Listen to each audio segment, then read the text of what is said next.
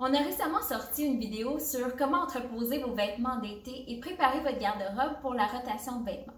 Si vous avez manqué la première partie, eh bien voici le lien pour la regarder. Maintenant, il faut faire place aux vêtements d'hiver.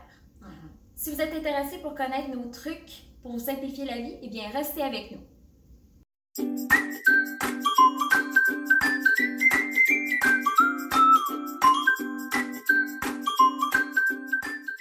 Bonjour, je suis Elisabeth. Et moi, Stéphanie. Bienvenue sur notre chaîne SOS Rangement.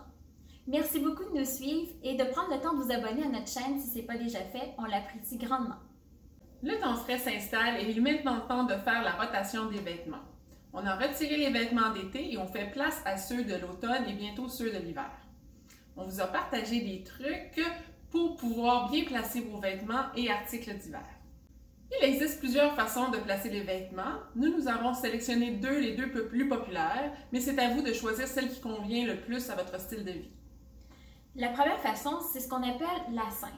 Donc, ça, c'est vraiment de catégoriser vos vêtements. Vous allez regrouper vos vêtements semblables ensemble. Donc, vous allez regrouper les pantalons, les chandails ensemble, les blousons ensemble, t-shirts ensemble. Comme ça, tout est catégorisé dans votre garde-robe déjà. La deuxième façon, c'est ce qu'on appelle la façon pratique. C'est-à-dire que vous allez catégoriser vos vêtements par type ou par usage. Donc, par exemple, si vous êtes quelqu'un qui fait beaucoup de sport, bien, vous allez peut-être dédier un tiroir à tous vos articles de sport. Donc, vous allez retrouver vos pantalons de yoga, vos tops de sport, vos brassières de sport, vos t-shirts spécifiques pour le sport. Donc, tout est regroupé au même endroit.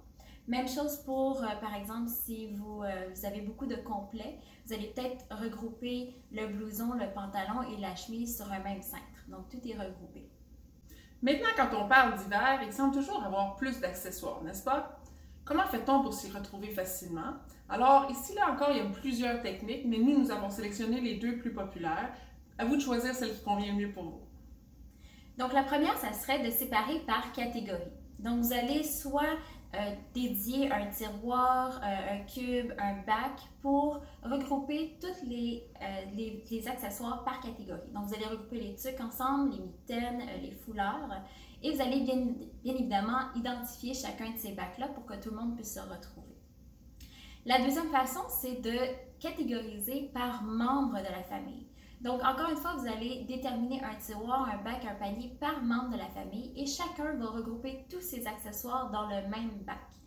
Bien évidemment, c'est important d'étiqueter chacun de ces bacs-là. Donc, dans ce cas-là, vous allez indiquer le nom de la personne ou peut-être une photo de votre enfant pour rendre ça plus amusant. Nous vous avons gardé un conseil de pro, c'est de revisiter vos vêtements au fur et à mesure. Donc, si vous remarquez qu'un objet est troué ou usé ou trop petit ou trop grand et que vous n'allez pas le mettre, vous n'allez pas le porter, mais vous pouvez le mettre tout de suite dans un bac de dons ou un sac que vous allez mettre à part puis aller le porter au centre de dons le plus proche. Vous avez maintenant 2 capsules complètes sur la rotation des vêtements, donc on espère que ces quelques trucs vous ont permis de trouver la bonne méthode pour vous. D'ailleurs, venez partager celle que vous préférez sur notre groupe de discussion Facebook SOS Rangement. On aime bien vous jaser. À bientôt! Bye bye, à la prochaine!